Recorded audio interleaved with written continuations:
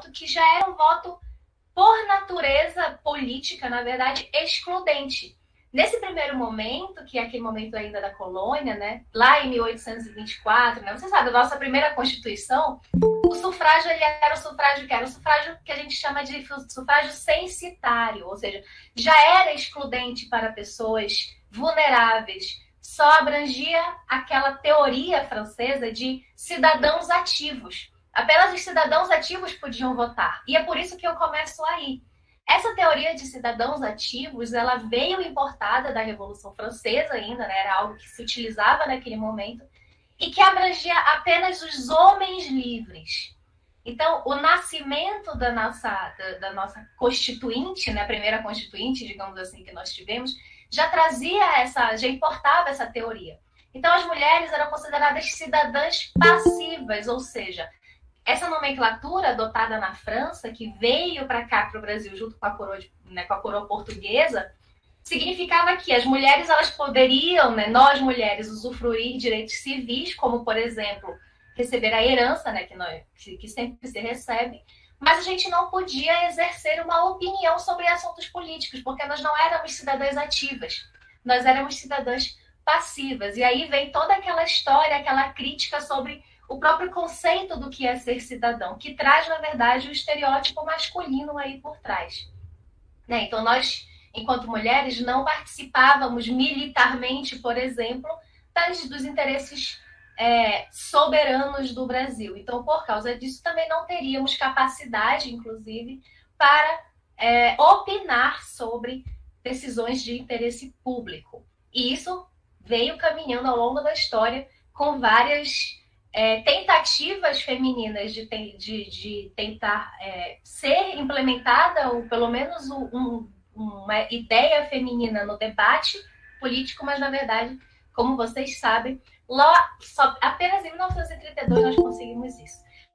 Mas, nesse meio tempo, o que foi que aconteceu para a gente conseguir chegar lá em 1932, de fato, e termos formalmente uma primeira conquista, digamos assim, nacional, porque antes disso nós já tínhamos algumas possibilidades estaduais de participação política. Então, uma das primeiras tentativas, digamos assim, que foi uma tentativa frustrada para o debate da possibilidade de participação política feminina no Brasil, ela veio junto de um discurso que foi feito na época pelo deputado José Bonifácio, né, o nosso famigerado José Bonifácio, lá em 1831 ainda, ou seja, depois da nossa Constituição, que trouxe junto do Manuel Alves Branco, né, levado à tribuna, uma possibilidade de tentar incluir uma reforma eleitoral e, com isso, incluir também as mulheres nesse debate político de forma direta ou indireta, a depender da nossa situação. Ou seja, nós poderíamos participar da escolha naquela altura de debate, né, de representantes das chamadas paróquias, né, que eram as assembleias locais, lá em 1831, mas aí com alguns requisitos importantes para que, na verdade, se excluísse, ainda que se incluísse, mulheres que não fossem mulheres casadas, que não fossem mulheres independentes, que não fossem mulheres que tivessem dinheiro. Então, na verdade, era um debate assim praticamente simbólico daquilo que nós poderíamos fazer. Mas, de certa forma, foi aí uma gotícula no meio do oceano de um primeiro debate público que se teve relacionado a direitos políticos femininos. Com isso, né, foi maturando, digamos assim, aquela ideia que vez ou outra permeava, voltava aos assuntos nacionais, e aí, em 1881, foi publicada a chamada Lei Saraiva. Essa Lei Saraiva é uma lei importantíssima. Todo mundo que estuda direito eleitoral escuta falar sobre essa Lei Saraiva, que é uma lei de 1881, que foi o deputado José Antônio Saraiva até que propôs, que exigia, além de uma renda mínima, né, que já era um requisito que existia à época, uma formação educacional para as pessoas poderem votar. Então, as pessoas possíveis, votantes, os eleitores possíveis, que não havia uma divisão ali de sexo masculino ou sexo feminino, era um conceito abrangente, dizia que para que se votasse necessitava apenas de títulos científicos. E então pessoas formadas em medicina, pessoas formadas em direito, pessoas que tivessem estudado na área da saúde, na área da educação, enfim, trazia lá um rol de possibilidades.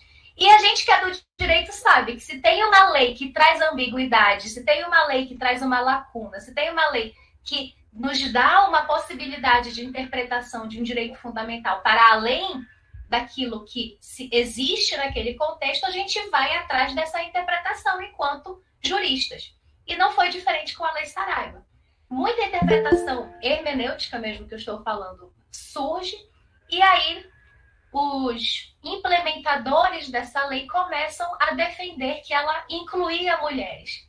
Então, a Lei Saraiva, por não excluir, ela poderia ser interpretada de forma a incluir. Qual era o problema dessa Lei Saraiva? O problema da Lei Saraiva é que, exatamente por ela trazer esta nomenclatura sem qualquer tipo de gênero, ou seja, universal, deu também uma interpretação de que, na verdade, ela abrangeria apenas homens, porque ela tratava de cidadãos brasileiros, né? Os votantes, utilizando sempre o gênero de artigos masculinos, né? O cidadão brasileiro. Então, por causa disso, apesar de termos, com base na Lei Saraiva, o registro da nossa primeira possível eleitora no Brasil, que foi uma dentista chamada Isabel de Souza Matos. Ela conseguiu, em 1887, com base na Lei Saraiva, ser registrada como a primeira pessoa eleitora mulher, né, dentro do nosso país. Mas ainda assim, apesar disso, a junta eleitoral, na época, decidiu pela interpretação literal da Lei Saraiva e impossibilitou a Isabel de Matos de votar naquele momento. Só que nisso, o movimento sufragista brasileiro ele já estava começando a aparecer por aqui, muito análogo à história das sufragistas que nós conhecemos realmente lá dos Estados Unidos, né? E algumas surgidas também, alguns movimentos na França. As pessoas que iam estudar naquele momento, né, tanto mulheres quanto homens, eles tinham uma educação, e eu estou falando de pessoas com dinheiro, mulheres que eram filhas de conde, filhas de pessoas ricas, né? Elas iam estudar na França, essas mulheres, elas iam estudar nos Estados Unidos, e quando retornavam já com aquela ânsia, né, de vamos trazer essas ideias para o Brasil. E isso não era diferente com alguns homens que também iam estudar por lá, pela França, né, e pelos Estados Unidos. Então, nesse meio tempo, o movimento sufragista no Brasil ele passa a se desenvolver e passa a crescer. Então, lá em 1889, nós temos o chamado um jornalzinho, né, chamado A Família, que era justamente um jornal publicado pelas sufragistas brasileiras. Então é muito interessante, quem tiver possibilidade e quiser, entrar no Google, colocar lá as edições do jornal A Família Sufragistas Brasileiras. Aparece a foto dos jornais, exatamente o que elas traziam de ideias para que as mulheres pudessem fazer parte de uma decisão que era de interesse público, que ia trazer consequências para si. Então, não era um movimento que era contrário ou à família, por exemplo, ou que era contrário a um tratamento mais privilegiado para um sexo do que para outro. Na verdade, se buscava a possibilidade de votar, né? Olha só, era um direito fundamental que para nós atualmente é mínimo, né, de participação democrática. E naquele momento já causou aí um alvoroço, inclusive na imprensa, por causa disso tudo que aconteceu, né? Inclusive, uma curiosidade do nosso final de colônia de 1824 e início da nossa República Velha é que 2 dos deputados que nós tínhamos aqui no Pará, o deputado Cerzedelo Correia, que tem até a avenida ali em Belém também, que é chamada lá na Cerzedelo, né? Cerzedelo Correia, o Lauro Sodré foram 2 dos deputados que foram, inclusive, contrários na Constituinte de 1891 à implementação implementação do voto feminino, ainda que com restrições, porque para esses 2 deputados que tiveram um voto que foi seguido pela grande maioria, né, como a gente sabe, o argumento que eles utilizavam era que isso atrapalharia as funções naturais da mulher. A mulher ela tinha que cuidar da família, tinha que cuidar do lar. Os direitos políticos ameaçam os delicados sentimentos femininos. Então, não tinha como deixar as mulheres votarem. Então, não foi implementado na Constituição de 1891 e a gente ainda tinha que ficar escutando esse tipo de baboseira que a gente escuta até hoje, na verdade, de muitos homens, infelizmente. Né? Mas a nossa primeira manifestação formal, que eu quero dizer que nós temos a documentação do Congresso Nacional, junto ao Senado, no caso, foi o pedido de um partido, que era um partido, na verdade, que era um grupo feminista, né, que existia na época, que era o chamado Partido Republicano Feminino, PRF. O PRF, apesar dele não existir oficialmente porque as mulheres é composto apenas por mulheres e mulheres não poderiam se registrar eleitoralmente falando, ele existia apenas enquanto movimento civil, digamos assim. Nós temos lá em 1916 uma primeira manifestação no qual o Partido Republicano Feminino ele pede para que o Senado reconheça o sufrágio feminino como uma possibilidade junto à reforma eleitoral que se ventilava naquele momento. Então, oficialmente, é em 1916 que nós temos essa primeira oportunidade de manifestação. Inclusive, já que a gente está próximo do Carnaval, foi também nessa época que nós tivemos um carro alegórico chamado O Voto Feminino, que saiu lá no Rio de Janeiro pelas ruas dançando e batendo tambor lá com as músicas de marchinhas de Carnaval. Então, elas também aproveitavam para participar de todos esses eventos sociais, como a gente também faz de vez em quando até hoje, todo mundo sempre gosta. E com isso, né, vários movimentos foram surgindo nesse meio tempo. A Liga para a Emancipação Intelectual da Mulher, em 1920, que foi transformada em Federação Brasileira pelo Progresso Feminino, que até hoje é um dos nomes que lutam pelos direitos feministas, na verdade, né, no Brasil. Tivemos o primeiro Congresso Internacional Feminista em 1922, que é justamente durante a Semana de Arte Moderna no Brasil, que completou o seu centenário recentemente, né, esse mês ainda. E em 1919, que durou até mais ou menos uma luta que durou até 1927, uma outra curiosidade para o nosso estado é que o senador Justo Sherman, que era senador pelo estado do Pará, ele apresenta um projeto que coloca em debate essas exigências das sufragistas brasileiras. Esse projeto vai à pauta, mas nasce como era um projeto de caráter nacional, ele acaba não sendo aprovado naquele momento. Mas ele chegou bem próximo e foi de autoria de um senador paraense, né? O que é também muito interessante para a nossa curiosidade aqui eleitoral. Em termos de território estadual, nós tivemos muito antes do momento em que o Brasil aprovou oficialmente o voto feminino em 1932, nós tivemos um momento em 1927, no Rio Grande do Norte, onde a Constituição estadual permitiu, na verdade, a lei eleitoral, né? Não era uma Constituição estadual naquele momento, era uma lei eleitoral, permitiu que mulheres votassem e fossem votadas. Então, lá em 1927, no Rio Grande do Norte, poderia-se oficialmente, formalmente, alistar-se mulheres e votar-se em mulheres.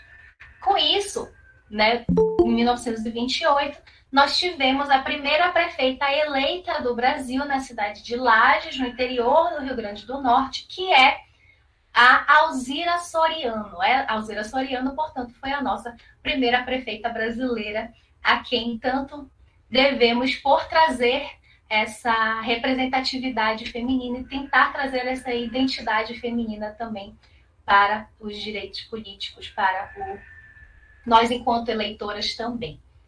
Né? O voto feminino, portanto, ele foi reconhecido apenas em 1932, que é a data que nós comemoramos, né? Hoje, na verdade, que é no dia 24 de fevereiro, e o voto feminino ele foi, apesar de aprovado pelo Getúlio Vargas, lá no decreto 21076, ele ainda era um voto que excluía algumas mulheres, porque, obviamente, naquele momento, apesar de ganharmos esse direito, nem todas poderiam votar e nem todas poderiam ser votadas.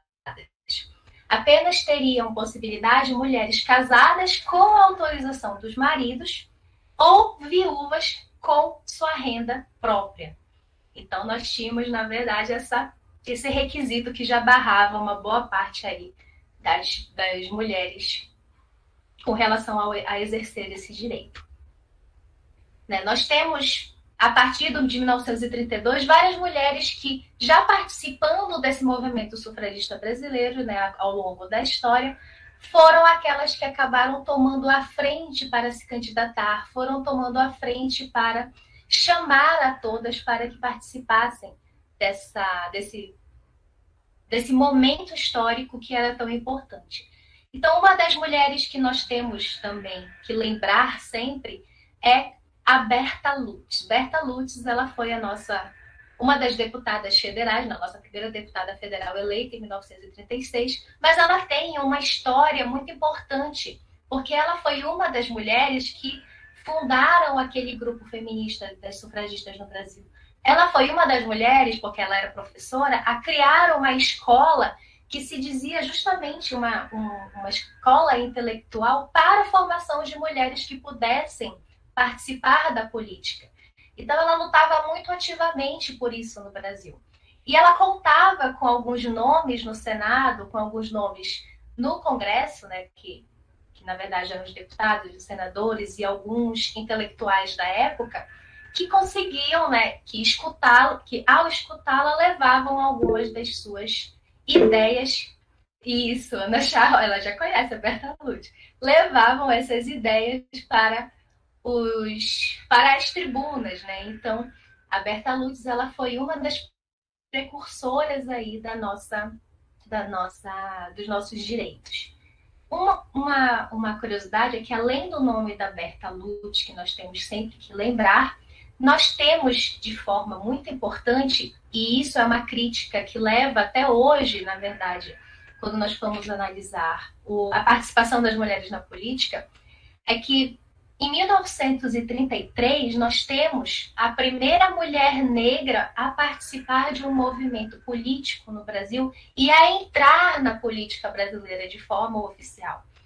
A Almerinda Farias Gama, ela foi a primeira mulher negra a entrar na política enquanto delegada eleitora do Sindicato dos Datilógrafos, né? Então ainda tinha essa outra interseccionalidade que, se a gente for ver, até hoje a gente ainda consegue fazer uma análise crítica sobre isso, no final das contas, de quantas mulheres nós estamos falando que participam da política, né? A partir da análise do total de eleitores, a partir da análise do total de políticos eleitos. Em que pé está a participação feminina? Né? A partir de uma análise da participação feminina, quantas mulheres negras fazem parte disso, desse quadro todo? Então, fazendo uma pesquisa por imagens, porque eu gosto muito de procurar imagens da época, né? É muito interessante quando a gente vê, às vezes, as fotos de vários homens e uma mulher só no meio participando daquilo.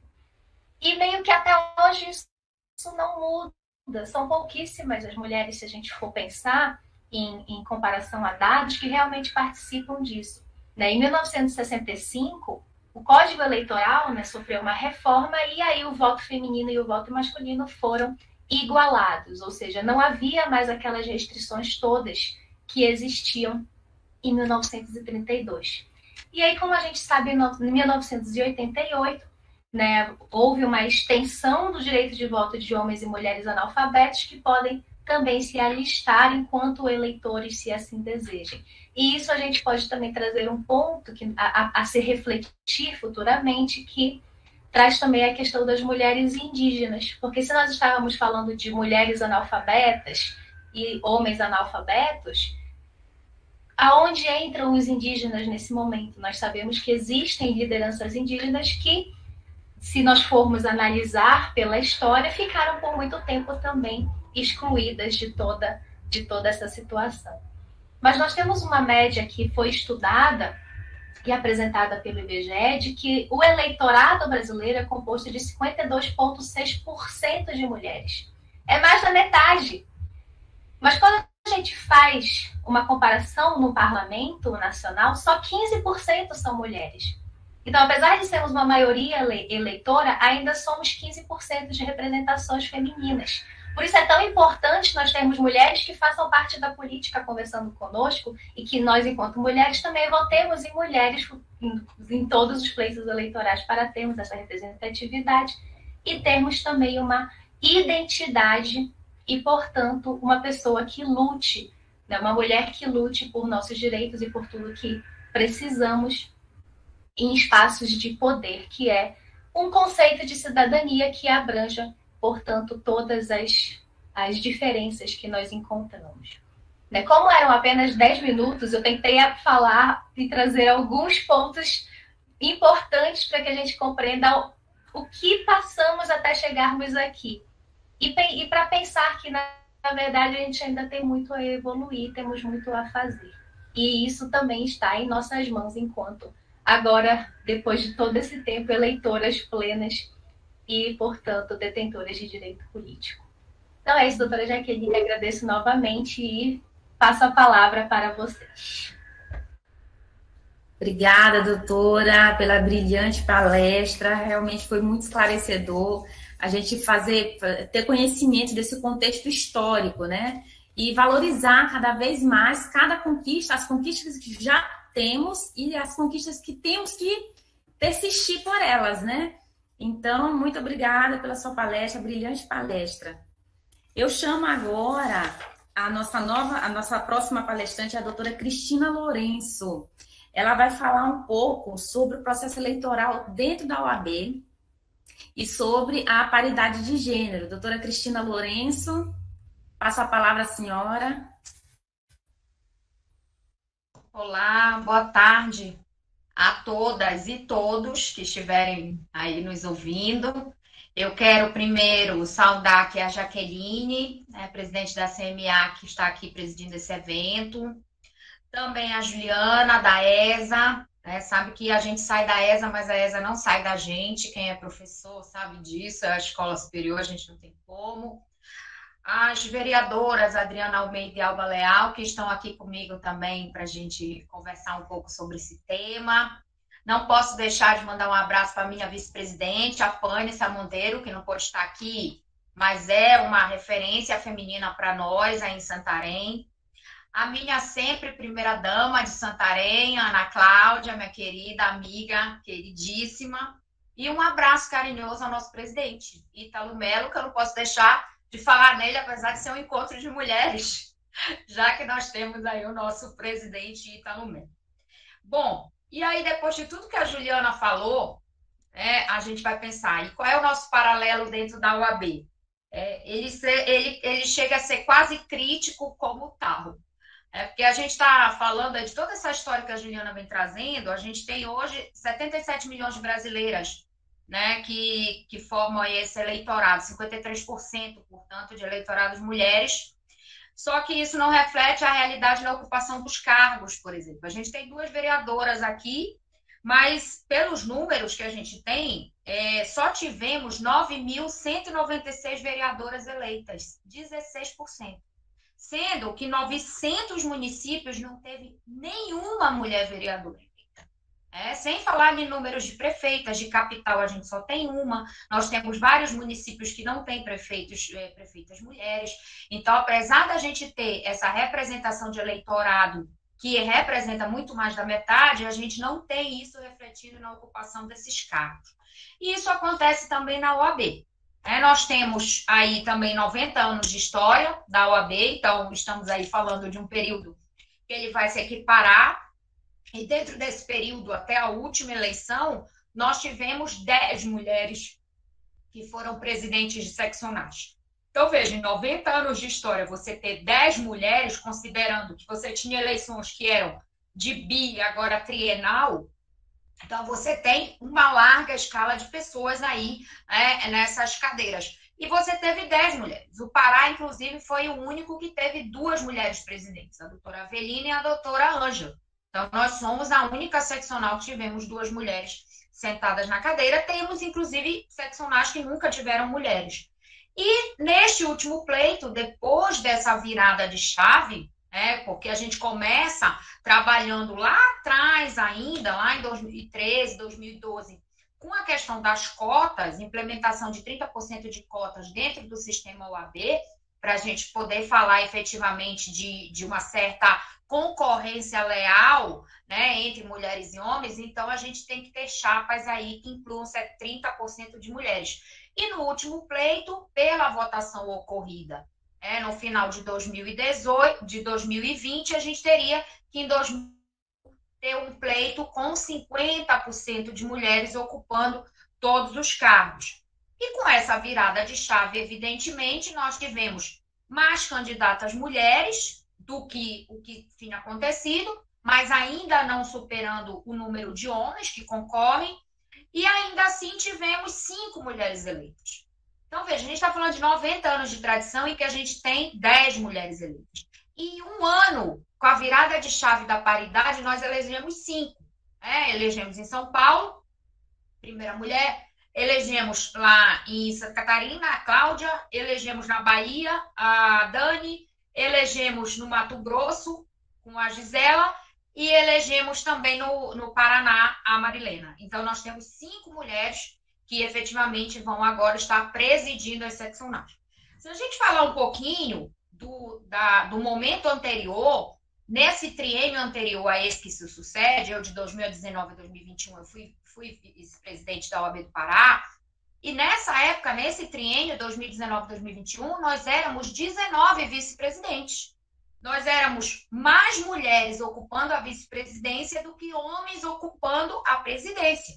Então, tinha ali uma expectativa, imaginemos que essas 19 mulheres tivessem concorrido à presidência e tivessem ganhado, a gente teria hoje uma OAB feminina, efetivamente feminina, no comando, inclusive. Mas isso não aconteceu por diversos fatores. Fatores políticos, fatores mesmo de não ter interesse, não ter vontade de, naquele momento, ser a presidente. E aí nós tivemos, então, uma polaridade, tivemos 5 presidentes eleitas, mas, entretanto, tivemos a possibilidade de ter hoje número igualitário de conselheiras federais, hoje estão no cargo de conselheira federal pela OAB do Pará. Então, nós temos aí metade de conselheiras federais, ainda que a maioria dessas mulheres do Conselho Federal estejam na suplência e não na titularidade. Eu ocupo a titularidade hoje da OAB do Pará, mas eu tenho a maioria das conselheiras federais, esse conjunto de metade, não está igualitária no sentido de termos titulares da mesma proporção da suplência. As mulheres, elas estão, na maioria, na suplência desses cargos. Então, é um passo a cada vez. Tivemos agora a eleição para a presidência e estamos com uma diretoria que conta pela primeira vez com 2 mulheres, secretária-geral e secretária-geral adjunta. Uma do Espírito Santo e uma do Rio Grande do Norte. Então, também avançamos, mas ainda continuamos tendo um presidente homem. Mas nós continuamos nessa pauta. Eu acho que como a Juliana fala, a gente começa com um trabalho e esse trabalho ele tem que ir evoluindo. E cabe a nós, seja nos espaços de poder do município, como as vereadoras, seja no espaço de poder de uma OAB, que também é um espaço de decisão, também é um espaço de poder, porque daquilo que a gente vai votar no Conselho Federal, vão sair as normativas que vão impactar a vida da advocacia brasileira como um todo. Então, quando a gente vota uma prerrogativa para uma mulher advogada, por exemplo, a gente trata da prerrogativa da mulher advogada, da possibilidade de ampliação dos direitos dessa mulher advogada, evidentemente que isso vai impactar todas as mulheres advogadas que estão aqui embaixo. E hoje nós somos mais de 1.300.000 advogados, mas nós temos já a maioria de mulheres. Outro dado interessante é que quando a gente vai olhar todas as seccionais, se a gente for fazer o comparativo até 25 anos, ou seja, a gente está falando aí de jovens advogadas, né, da jovem advocacia, quando a gente pega a escala até 25 anos, todas as seccionais apresentam mulheres como maioria. Tá? Então, naquelas seccionais onde no número total absoluto não somos mulheres, naqueles números que representam a jovem advocacia, aí até 25 anos, todas as seccionais, a maioria são mulheres. E isso eu acho que é um reflexo do que a gente vê até em sala de aula. Quem é professora vê isso na sala de aula. Nós temos muito mais mulheres na sala de aula hoje em dia do direito do que homens. Também para quem participa do exame da ordem e participa desse momento, você vê muito mais candidatas mulheres do que candidatos homens. Então, isso é um reflexo do que vem acontecendo, dessa mudança histórica que vem acontecendo dentro do direito. Isso não significa, entretanto, que pelo fato de termos mais mulheres, a chave do pensamento, ele muda, porque ele também não é um processo automático. Quem dera que fosse. O fato da gente ocupar mais lugares, estar em mais espaços de poder e em menor número, nós pudéssemos virar a chave do entendimento e mudar várias coisas que ainda continuam. Nós temos uma profissão que é machista, nós temos uma profissão que ainda é pelo lado do homem, que ainda vê o homem como a cabeça, como alguém que pode efetivamente tomar as decisões pelo restante das pessoas. Porém, como diz a Fernanda Marinella, se nós já somos metade dessa mesa aí, então, e a gente paga metade dessa conta, então a gente tem que também ter direito a dizer o que a gente quer. Porque se a gente está aí na igualdade de pagar a mesma quantidade que os homens, a gente tem que ter direito também de dizer, epa, isso aqui já não dá mais para ser assim, porque agora a gente tem que respeitar um público que ele se diferencia. A gente tem prerrogativas próprias da mulher. Quando a gente fala, por exemplo, de violação de prerrogativas de mulheres, elas, em regras, estão associadas a assédio. Então, a gente tem que sempre estar acompanhada, por exemplo, a CMA, quando tem violação de prerrogativas, que a gente tem uma violação contra uma mulher, geralmente você tem que ter uma mulher acompanhando, mesmo que o plantonista seja um homem. Por quê? Porque essa mulher, ela vai poder entender se houve ali uma situação de assédio acompanhado com a violação de prerrogativas. E isso é quase sempre a regra, quando a gente está falando de violação de prerrogativas que a mulher é a vítima. Então, a gente tem que ter sempre esse cuidado. Além de tudo, quando você recebe essa mulher. Porque muitas vezes, assim como fora, ela vai achar que ela que deu causa. Que talvez ela tenha dado causa àquele comentário, talvez ela tenha dado causa a que o delegado tenha feito aquele comentário maldoso para ela, ou às vezes ela nem consegue estar tão nervosa com aquela violação da prerrogativa de não ter acesso a uma determinada coisa, que ela não consegue nem entender que também, junto à violação de prerrogativas, ela sofre um assédio. E aí você tem que ter a CMA, a CDMA acompanhando.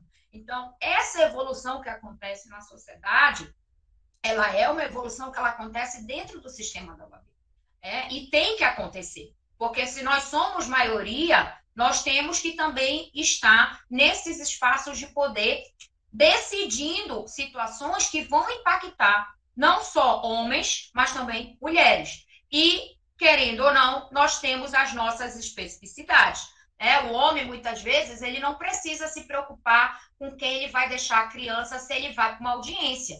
Mas aquela mãe, se ela não tem uma retaguarda, e aí eu não digo nem babá, se ela não tem uma mãe que pode ficar, às vezes até uma vizinha, uma amiga, o que essa mãe faz? Ela leva essa criança para onde? Ela deixa de trabalhar? Ela diz, eu não posso mais trabalhar, porque como é que eu vou levar essa criança para uma audiência?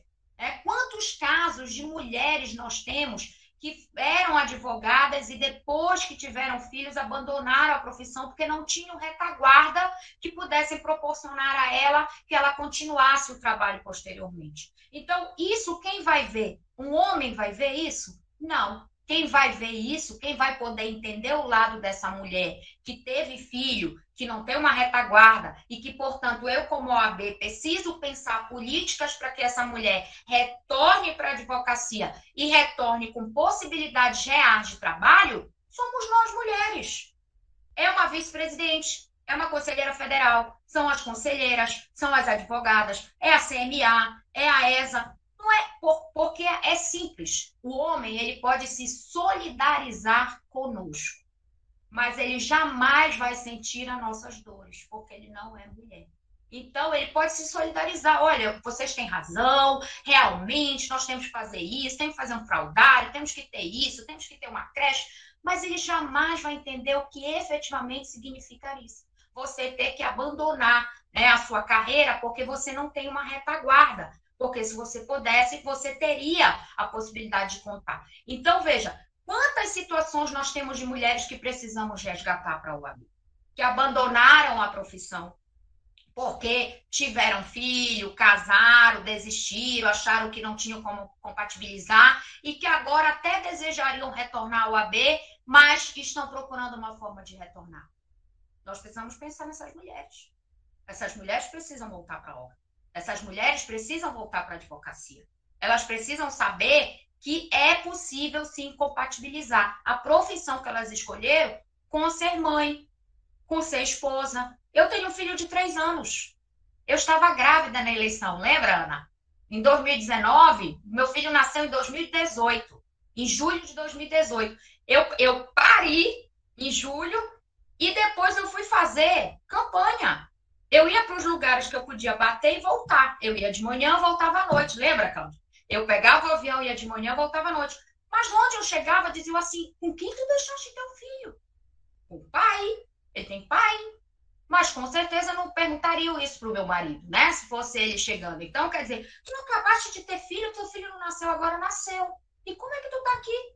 Simples, eu tenho uma retaguarda, meu marido tá lá com ele, peguei o avião agora, faço o que eu tenho para fazer agora e volto depois. Então, veja, a diferença está até aí, nesse momento da fala. Então, será que naquele momento eu realmente não parei para pensar? Parei. Algumas pessoas não sabem. Mas eu tive depressão pós-parto. Porque exatamente esse sentimento de será que eu vou conseguir voltar a ser aquela Cristina de lá de trás, que pega avião, vai para um lado, vai para o outro, faz isso, faz aquilo, tem 1000 tarefas para fazer e no final do dia diz como é que eu consegui fazer tudo?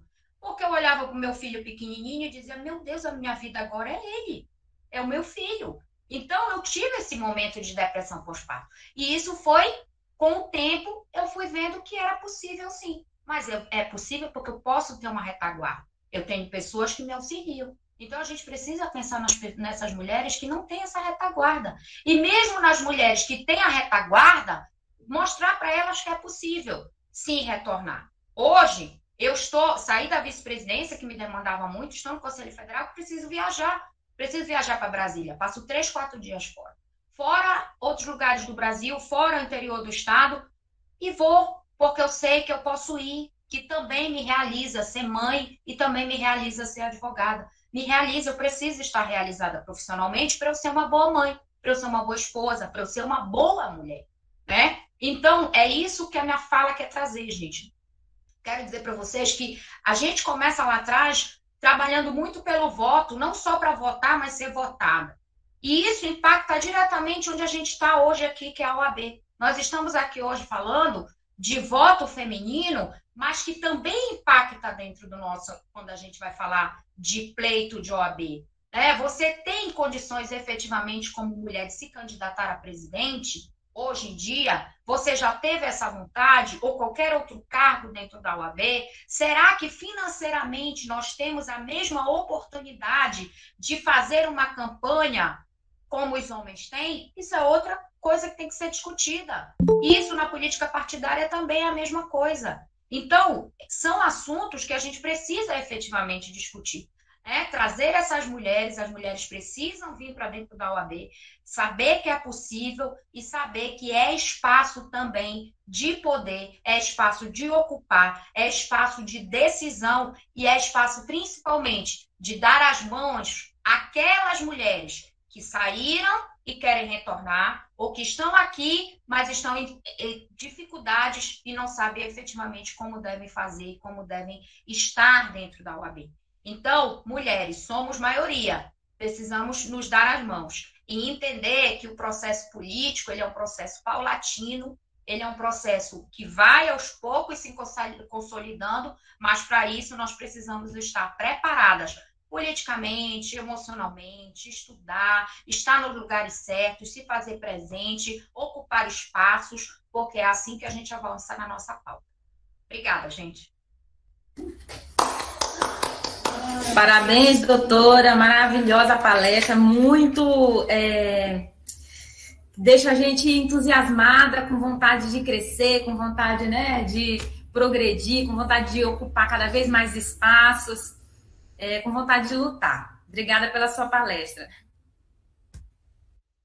Agora a gente vai ouvir um pouco as vereadoras, nossas queridas vereadoras de Santarém, que também devem ter percorrido o caminho árduo para chegar nesse momento, né? Então, vereadora Adriana, a palavra está com a senhora, passa um pouco da sua experiência para nós, como que foi estar nesse processo eleitoral, como que é a sua participação na nossa vida política, na vida política de Santarém. Passa a palavra. Boa tarde, meninas. Estão me ouvindo bem aí? Sim, né? Gente, olha, é uma honra, é um orgulho. Eu estou aqui encantada ouvindo aqui a fala da doutora Cristina, da doutora Juliana e de todas vocês. É diferente, mas é muito igual todo esse processo eleitoral, né? Ele se repete em formas de preconceito, em forma de machismo, em forma de tudo isso que a gente está falando aqui, em forma de ser mãe, em forma de continuar sendo mulher, de ter o direito de usar um biquíni, também de viajar, também de ser mãe, de expor a sua vida pública e de mulher, como todas nós temos, né? Então, a política, antes de mais nada, para vocês, ela não é nada de romântico, ela não é nada bonita, ela é luta, né? Ela dói. Essa é a realidade de um ano. Esse foi o meu primeiro mandato, né? E primeiro ano, indo aí para o segundo ano, assim como a vereadora Alba, que é uma parceira minha, mas ela não tem nada de romântico e a gente tem que falar sobre isso. A gente vai entrar num cenário de 21 homens, né, onde você vai conviver com tudo e você não pode abaixar a sua cabeça para nada. E quando a gente se expressa, você vai ser julgada de qualquer forma. Se você for quieta, você vai ser julgada. No meu caso, que eu sou falante, me expresso e tenho uma voz alta, ativa, histérica, é louca, é agressiva, e o homem não, ele só é alguém que se expressa. Você não, você vai ser, se você levantar o tom de voz, você está sendo agressiva, né? Se você for mulher e tiver uma brincadeira ou estiver em um lugar diferente, num bar, você é fútil, né? Então, assim, você vai ser julgado em tudo. Hoje, em um ano, eu posso dizer que não tem nada de bonito, nada de romântico, é luta, mas que é uma luta bonita, que você recebe hoje mensagens, como eu recebo, de adolescentes que começam a se inspirar pela rede social. Eu recebo mensagens de algumas jovens que falam, olha, eu quero ser prefeita de Santarém. E a minha inspiração é você, vereadora. Porque não é aquela coisa pesada de política. Quando eu comecei a minha campanha, olha, o preconceito começa aí. E aí a gente teve ali um assessor político de marketing, e a primeira coisa que ele fez, né, foi dizer o quê? Nas minhas primeiras fotos para a campanha, você não pode usar maquiagem, você tem que usar o branco, porque o branco inspira paz, né? E eu sou especialista em política. Eu faço isso com os homens e eu falei, não, se eu ganhar, vai ser a Adriana que vai ganhar. Vão ter que me aceitar de batom, com as minhas vestiduras, com tudo, né? Então, a política começa aí nesse início. E depois, quando você vai para a rua, você é considerada o que ela vai fazer lá, né? Ela não precisa disso. As pessoas acham que você entra na política porque você precisa da política. E não porque você tem um propósito na política. Então, começam os julgamentos. Quando você vai num bairro fazer a campanha, você é tida como olhada como mulher, mas como objeto no primeiro momento, né? Você é tida ali começa o assédio, você tem que saber lidar com isso, porque isso é o tempo todo, né? Quando você vai até o eleitor, quando você tem contato com homens, então você tem que saber se sair disso e saber os seus direitos e se colocar como voz ativa. Hoje, na Câmara Municipal de Santarém, nós temos vereadores aí como o pai da Ju, que são pessoas maravilhosas. Nós temos sorte, eu e a Alba, né? Nós estamos hoje numa Câmara que o presidente abre espaço. A vereadora Alba é presidente da Comissão de Saúde. Eu faço parte da mesa diretora, né? Também faço parte da CCJ. agora vai inaugurar a Procuradoria da Mulher, né, que também é um projeto de lei aí do vereador Carlos, que eu serei a presidente. Então, olha o espaço, somos 2 entre 21 vereadores.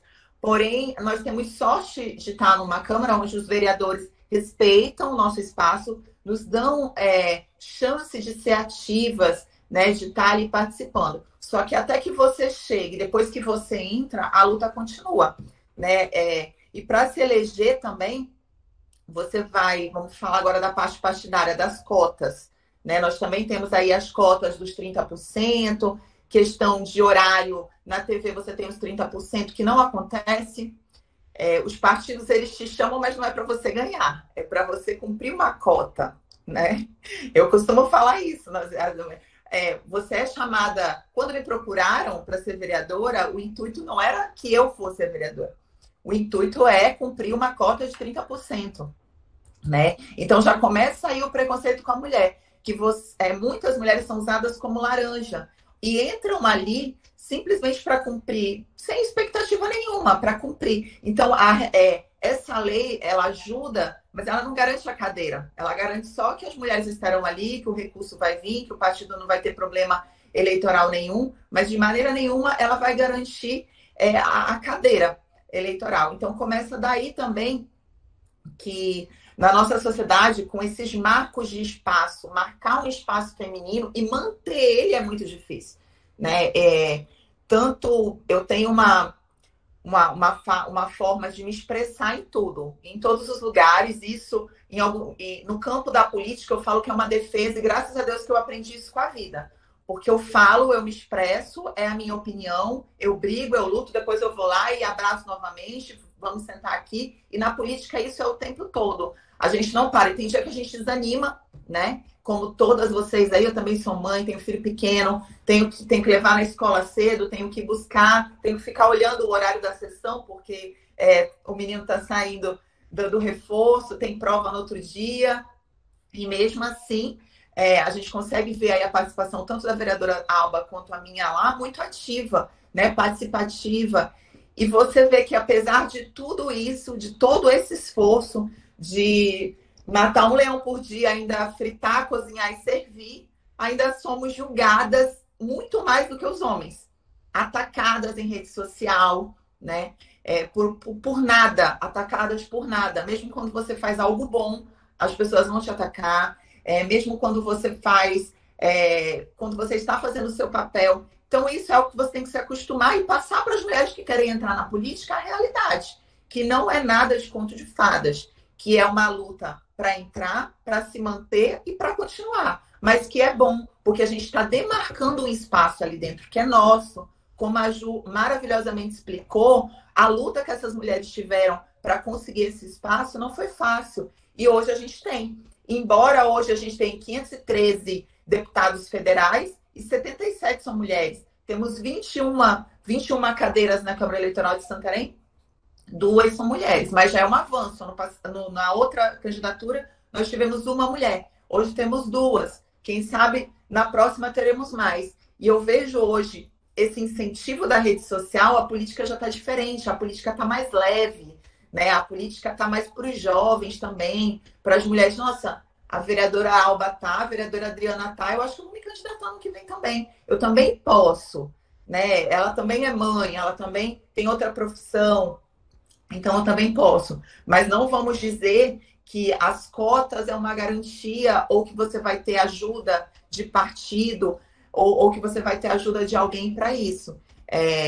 Mas é maravilhoso, gente. Embora tudo isso que eu falei, essa parte da realidade, é maravilhoso você ver que você consegue construir o seu espaço, que você, como a Ju disse aí, que numa foto que tá um monte de homens, sempre tá uma mulher ou 2 mulheres, e você tá ali tentando que tenham mais. E o olhar que a mulher tem para a criança, para a saúde, né? Porque, como vocês disseram, a gente sente essa dor, né? Quando você vai na maternidade, você vê que a saúde precisa melhorar. Quando você vê a assistência social, eu sou do Partido Verde, mas o meu coração ele sempre vai para o lado social, né? Embora a gente sabe toda a importância que tem, né? Os homens geralmente vão para outra área, mas a mulher tem um olhar para a área social, como a vereadora Alba está aí na saúde. E a gente precisa disso, precisa pensar em políticas públicas para mulheres. Hoje a Câmara Municipal vai ter a Procuradoria da Mulher, a gente recebe relatos, é procurada, sobre vários tipos de violência, ou mulheres vivendo todos os tipos de violência junto. E o que a gente vai fazer com toda essa informação? Precisa unir vocês com a Câmara, com toda uma rede, e lutar como foi lutado pelo nosso direito do voto. E marcar esse espaço. Embora não seja nada lindo, né, e bonito para dizer que é romântico e que vai ser maravilhoso, não, vai ser luta. Mas lutas que quando você consegue um projeto de lei ser aprovado, com muita luta, muita discussão, aquilo te dá um retorno maravilhoso, de você saber que você vai poder ajudar alguém, que você vai acabar, encerrar aqueles 4 anos, mas vai ficar ali algo bom para Santarém. Então, gente, é isso. Eu acho que temos muito o que falar, muito o que continuar. Como a vereadora Alba disse, acho que a gente tem que abrir esse espaço na Câmara, né? Fazer ali, trazer mulheres ali para dentro, incentivar novas mulheres a participar da política, participar das novas eleições, votar e apoiar. Às vezes as próprias mulheres são as que criticam as mulheres, né? A gente não está falando aqui só de machismo. Por incrível que pareça, muitas vezes a gente não tem uma rede de apoio, apesar de todas as lutas que nós temos diariamente, onde nós temos que nos entender como mãe, como mulheres, como empresária, e tantas funções que nós temos que nos apoiar na política, votar sim em mulher, apoiar outra mulher, ter empatia pela dor, porque nem todos os dias nós vamos estar fortes, né, para seguir, mas temos que seguir, temos que demarcar, deixar o nosso lugar ali marcado, porque é uma vitória. Esse é um dia para se comemorar, né, um dia para comemorar, para avançar e para nunca deixar de falar e de lembrar dessas mulheres que foram tão importantes, que fizeram história, agradecer a luta delas, que nos dá o direito hoje de votar e ser votada, né? Embora com muita luta, mas sabemos, temos consciência e estamos aqui para continuar e não vamos em momento nenhum esmorecer. E é isso, meninas. Eu deixo hoje aqui, se alguém tiver alguma coisa para colaborar, perguntar, alguma dúvida, a gente está aqui para responder, eu e a vereadora Alba. Obrigada, vereadora. Brilhante palestra, brilhante explanação. Realmente, a gente pode sentir a dificuldade, perceber a dificuldade que é galgar espaços nesses cargos de liderança e de poder. Então, a mulher tem muito que avançar realmente, e nós, como já foi dito, temos que estar unidas, né, nesse propósito e formar uma rede de apoio para nós mesmas, né? Exatamente. Estamos fazendo isso hoje. Exatamente, vamos continuar. Agora eu chamo a vereadora Alba, a nossa grande vereadora Alba, para falar também um pouco sobre as experiências dela na vida política, como que foi essa entrada dela na vida política, como que é esse momento, né, que é importante, dentro de 21 cadeiras, 2 apenas ser de mulheres, né? Como é que é, vereadora? Conte para a gente aí a sua experiência. Bom, boa tarde a todas. Eu não sei se vocês estão ouvindo, eu estou falando do meu celular, eu tive problema na conexão do meu notebook aqui, eu estou aqui na Câmara, gente. Eu acho que eu estou sozinha aqui na Câmara. Estamos me ouvindo bem. Essa reunião com vocês, tive problema, eu estou falando do meu celular.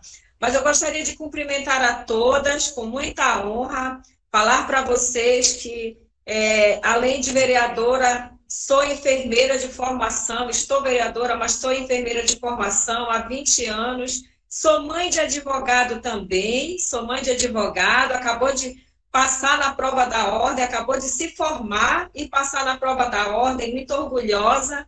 Olha só como nós, eu e a vereadora Adriana, nós somos guerreiras em todos os âmbitos, né? Como mãe, como vereadora, como profissional. Então, é dessa forma que a gente tem que ir realmente em busca de lutas pelos nossos objetivos femininos. E hoje 24 de fevereiro, fazem 90 anos da conquista, né? Da sanção do primeiro Código Eleitoral, né? do direito do voto feminino. Isso aí é um motivo de orgulho para nós, mulheres. Falar para vocês que não é fácil, como a minha nobre colega, a vereadora Adriana, acabou de falar, não é fácil realmente ser política, não é fácil ser vereadora, mas a gente sempre está em busca de nossos objetivos, a gente sempre está em busca do lado social, trabalhamos de uma forma muito coesa, muito unidas aqui na casa. Para mim foi uma surpresa realmente ser eleita como vereadora. A gente muitas vezes nós somos desacreditadas simplesmente pelo fato de ser mulher. Nós somos desacreditadas, as pessoas não acreditam no nosso potencial, acham que realmente nós estamos entrando na política meramente por cumprir uma cota, e não acredito no potencial de uma mulher.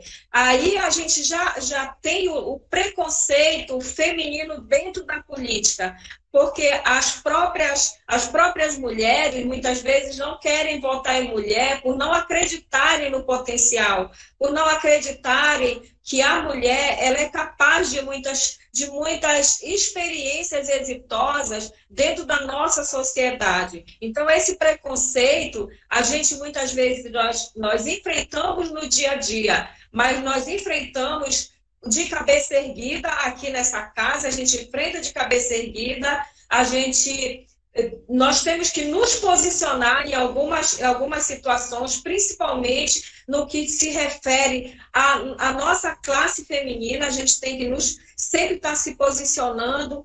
Então, como a vereadora acabou de falar, nós enfrentamos um leão a cada dia, mas o importante de tudo é a gente estar trabalhando em defesa não só da mulher, como também de toda a sociedade.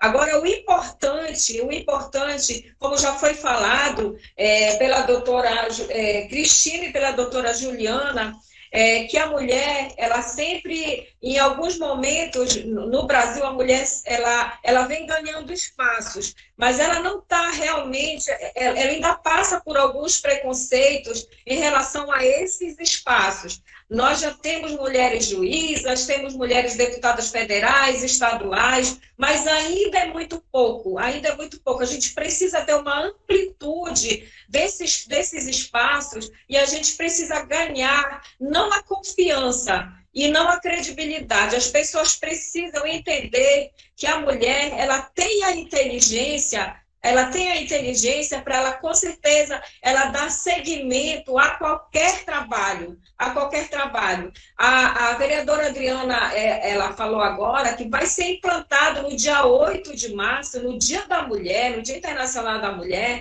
vai ser implantada a Procuradoria da Mulher aqui na Câmara Municipal. Isso vai ser muito importante. Por que vai ser muito importante?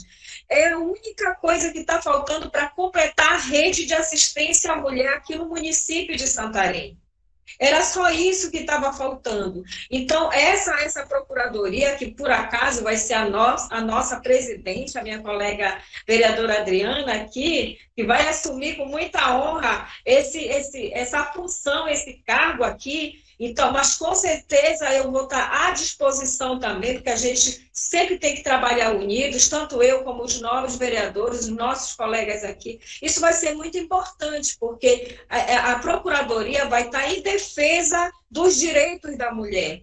Nós já temos projetos de lei que foi aprovado, da minha autoria, já foi sancionado pelo prefeito, que institucionaliza o mês de agosto, o Agosto Lilás, que é o agosto que vem institucionalizar os avanços em defesa da violência contra a mulher. Então, a gente sempre está trabalhando em defesa da nossa classe feminina. Nós precisamos defender a nossa classe feminina, precisamos trabalhar os projetos. Que bom que nós temos mulheres na OAB, que bom que nós temos pessoas que defendem a classe feminina e que, com certeza, a junção, a união das vereadoras dessa casa, que é a primeira vez que essa casa tem 2 vereadoras. Mas que bom seria que aqui na Câmara Legislativa tivesse mais vereadoras. Que bom seria que as mulheres desse município acreditassem em mais mulheres, porque várias mulheres se candidataram, várias mulheres foram para a rua, várias mulheres colocaram o seu projeto de trabalho, cada projeto de trabalho que não foi diferente, não foi um projeto individualizado, foi um projeto voltado para a coletividade, para a defesa da mulher, para a defesa da população. Então, esse trabalho a gente está desenvolvendo, essas ações a gente está desenvolvendo com muita honra em defesa da nossa população. Nós estamos trabalhando, eu e a vereadora Adriana, nós estamos trabalhando várias ações sociais, várias entidades nos procuram e nos pedem apoio. E a gente sempre está apoiando, a gente sempre está trabalhando em prol dessas entidades, principalmente as entidades femininas. Eu sempre estou visitando a Casa dos Conselhos, na pessoa da Rose Matos, que é a presidente da Casa dos Conselhos. Então, lá tem o Conselho da Condição Feminina. Nós já fizemos uma sessão de tribuna livre sobre a violência contra a mulher, foi uma sessão muito importante. Nós precisamos realmente ampliar os trabalhos aqui na casa em defesa da mulher. Principalmente são várias situações que muitas vezes a gente precisa estar trabalhando nessa casa. Um assunto muito importante que nós já trouxemos para cá, uma reunião de trabalho com várias coordenações, diretores, foi em defesa da mulher grávida, da mulher que muitas vezes ela passa por violências obstétricas, vários tipos de violência, e a gente precisa defender. Nós precisamos defender, nós precisamos ir no foco, nós precisamos saber onde é que está a falha. Por que existe essa falha da violência obstétrica, da violência contra a mulher, da violência psicológica feminina? Isso é muito importante, a gente está trabalhando em todo esse contexto. Então, eu tenho certeza que a Procuradoria da Mulher, ela vai ser muito importante no município de Santarém, ela vai ser muito importante aqui nessa casa. E nós estamos aqui, fazendo o nosso trabalho, aqui na Câmara Legislativa, estamos sempre à disposição, principalmente no que se refere à defesa feminina. Nós precisamos dar a amplitude nesses projetos e a gente precisa também colocar para a classe feminina no município de Santarém que essa casa, ela precisa de mais mulheres empoderadas. Ela precisa que nós, mulheres, nós somos inteligentes, nós somos mães, nós cozinhamos, como a vereadora falou, nós cozinhamos, nós vamos para a rua, nós vamos em defesa, mas a gente precisa realmente ganhar o nosso espaço aqui nessa casa, nós precisamos ganhar nosso espaço na prefeitura, como prefeita, nós precisamos ganhar nosso espaço como deputada estadual, porque é dessa forma que nós teremos empoderamento para a gente trabalhar várias defesas femininas. É dessa forma que a gente consegue galgar os nossos espaços para que a gente possa fazer o nosso trabalho defendendo a nossa classe feminina. Eu estou vendo aqui na tela que estão aparecendo aqui na tela para mim várias mulheres. Olha só, essas mulheres, com certeza, elas têm várias coisas para fazer no dia a dia. Mas hoje nós estamos aqui, nós estamos falando da nossa defesa feminina, nós estamos falando do nosso trabalho, nós estamos falando que nós somos capazes, que nós somos mulheres e que nós podemos ficar onde a gente quiser. Onde a gente quiser, a gente pode ficar. Então, gente, é muito importante. Eu estou gostando muito de fazer meu trabalho como vereadora, estou gostando muito de trabalhar o social. Esse é muito importante. Não, às vezes a gente fica só no foco, como, por exemplo, eu estou 20 anos, fiquei 20 anos como enfermeira, mas agora eu estou tendo um leque de trabalhos e um leque de opções para fazer, para desenvolver as minhas atividades. Isso é muito importante, a gente se sente útil. Eu me sinto útil como mulher, como vereadora e como participante da sociedade. É muito importante você participar da sociedade.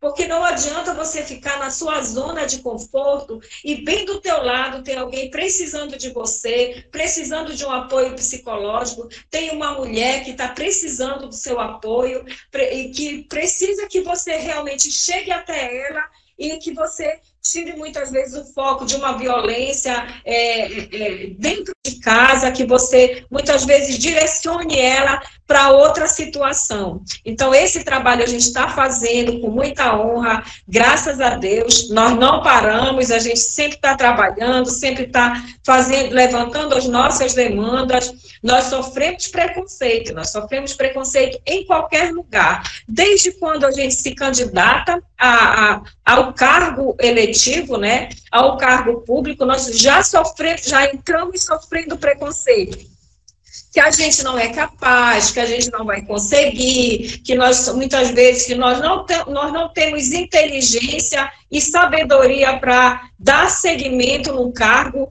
público, mas nós precisamos colocar para todo mundo e para a sociedade que nós somos capazes sim, que nós temos inteligência, que nós temos a capacidade, a qualificação de levar o mandato em frente e que nós temos a capacidade de lutar pela nossa sociedade, principalmente a sociedade feminina. Então, gente, eu estou muito feliz de estar participando hoje com vocês aqui, agradeço de coração e me coloco à disposição para qualquer posicionamento. Obrigada, vereadora, excelente explanação, obrigada por compartilhar conosco as suas experiências aí no mundo político. Realmente nós ainda temos muitas barreiras, principalmente culturais, que nós temos que vencer, né? Muito já foi alcançado, mas muito ainda tem que se fazer, né? Adorei participar, estou aqui no meio de tanto aprendizado, né? E eu queria fazer uma pergunta a respeito da Procuradoria, né? Eu faço parte de uma instituição aqui em Santarém. Eu sou presidente do Rotary Clube de Santarém, Vitória Régia. O meu clube é um dos clubes de Rotary, né, que temos aqui em Santarém. Vocês estão me ouvindo? Sim, estamos ouvindo. E a respeito da Procuradoria, eu queria saber de que forma, né, a nossa instituição pode estar colaborando com a Procuradoria, o que a gente pode estar fazendo, né? O que a gente pode desenvolver em parceria com a Procuradoria. Eu queria saber como que vai funcionar isso e se a gente pode, enquanto o Rotary também está participando e somando, né, fazendo parte também dessa conquista, né, que a nossa cidade está tendo. Vereadora Adriana, por favor.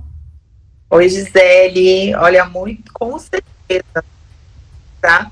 Da todos, mais uma instituição tão séria como a de vocês. É uma rede que nós estamos fazendo. Qual o intuito? É receber essas mulheres. Nós vamos ter um espaço para isso. Olha que maravilha. Nós vamos ter uma sala na Câmara Municipal de Santarém só para isso. Então, nós vamos ter lá uma psicóloga todos os dias para receber, fazer a escuta e encaminhar essa mulher para o órgão que cuida e trata daquele problema individual, tendo todo o cuidado, né, com a identidade, até encaminhando, no caso, se for um caso de violência, para casas de apoio, para que essa mulher fique segura até que todo o caso dela ocorra. E a gente vai, não só dos casos de violência, mas eu acredito, como é muito nova a Procuradoria, e com a ajuda da vereadora Alba, aí, que assim como eu, gosta muito de fazer eventos, de reunir a mulherada, como a gente fez no Agosto Lilás, ano passado, reunimos as mulheres dos bairros, ouvimos, levamos delegadas, levamos palestras, brincadeiras, e foi assim maravilhoso, porque para mim foi um choque em ouvir a realidade daquelas mulheres, e eu me espantei com o quanto elas precisam de conhecimento, que elas precisam de um abraço, elas precisam de um acolhimento, e isso qualquer uma de nós podemos fazer, né? E essa rede é para isso, para que a gente possa marcar encontros. Então, Gisele, você está convidada a participar com a gente aí nessa abertura e a gente vai aprender junto, né? Não só em defesa da mulher que sofre violência doméstica, mas sim fazer uma rede de apoio, uma rede que empodere, que tire as mulheres da depressão pós-parto, né? Que anime, que dê um dia feliz para elas, né? Isso aí não é parte da Procuradoria, mas eu quero que seja, né? A Procuradoria vai ser ali um lugar para ouvir, para estar encaminhando, mas eu quero um acolhimento, né? Eu quero que a gente promova eventos, que a gente tenha dias felizes, dias de transformação para essas mulheres, para que elas possam ver o quanto elas são importantes, o quanto elas são capazes, e que através disso o intuito é transformar a vida. E com certeza, só pela sua força de vontade e interesse, eu quero muito você aí junto comigo e com a vereadora Alba. Obrigada, doutora. Fiquei bem feliz também, né, da possibilidade de uma parceria, né, a gente está com um projeto bem legal também agora em março, inclusive em parceria com a doutora Jaqueline, que também hoje faz parte do nosso clube, então é um prazer estar aqui com vocês, obrigada, viu, vou com certeza estar presente lá no dia que vocês forem fazer a inauguração. Um abraço, viu, muito obrigada. Tá ótimo, estão todas obrigadas. Obrigada, Gisele, obrigada, vereadora. Alguém mais quer se manifestar? Bom, não tendo mais manifestações, eu agradeço imensamente a todas aqui presentes, as nossas queridas palestrantes, muito obrigada por aceitar o nosso convite, por estar conosco aqui nesse debate, e vamos pensar em outros momentos, né, como lá na Câmara, para a gente continuar esse debate, reforçar, ampliar. Isso foi apenas um início, nós temos todo um caminho para percorrer ainda e vamos nos movimentar, né? Então, mais uma vez agradeço, doutora Cristina, agradeço a todas, vereadora Alba, Adriana, Juliana, doutora Juliana, muito obrigada pela presença de todas e todos os participantes também, muito obrigada. Alguém mais quer? Parabéns, OAB Subseção aí Santarém, pela iniciativa, por esse momento, a gente pode estar aqui conversando, se conhecendo e se abraçando. Porque é um momento também de se abraçar, de se conhecer e se aproximar. Então, parabéns ao OAB Subseção Santarém por esse momento. Ok, meninas, só falar para vocês que dia 8 de março tem uma sessão especial, vocês sabem que dia 8 de março é nosso dia, né?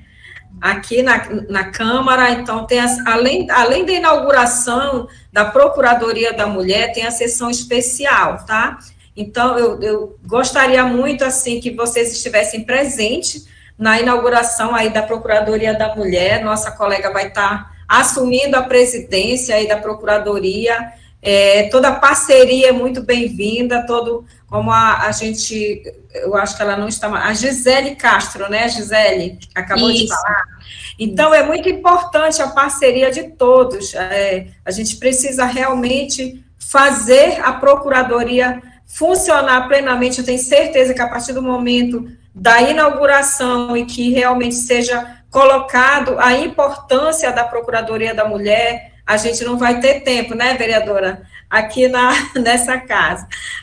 Então, eu acho muito importante a presença de todos vocês, mas eu gostaria muito de, nesse momento, pedir que a nossa próxima reunião seja uma reunião de trabalho ou uma sessão de tribuna livre, para que realmente a gente possa ficar mais próximas uma da outra, para que a gente possa poder se conhecer e estreitar mais os nossos laços aí, que com certeza vão vir trabalhos muito importantes durante o nosso mandato.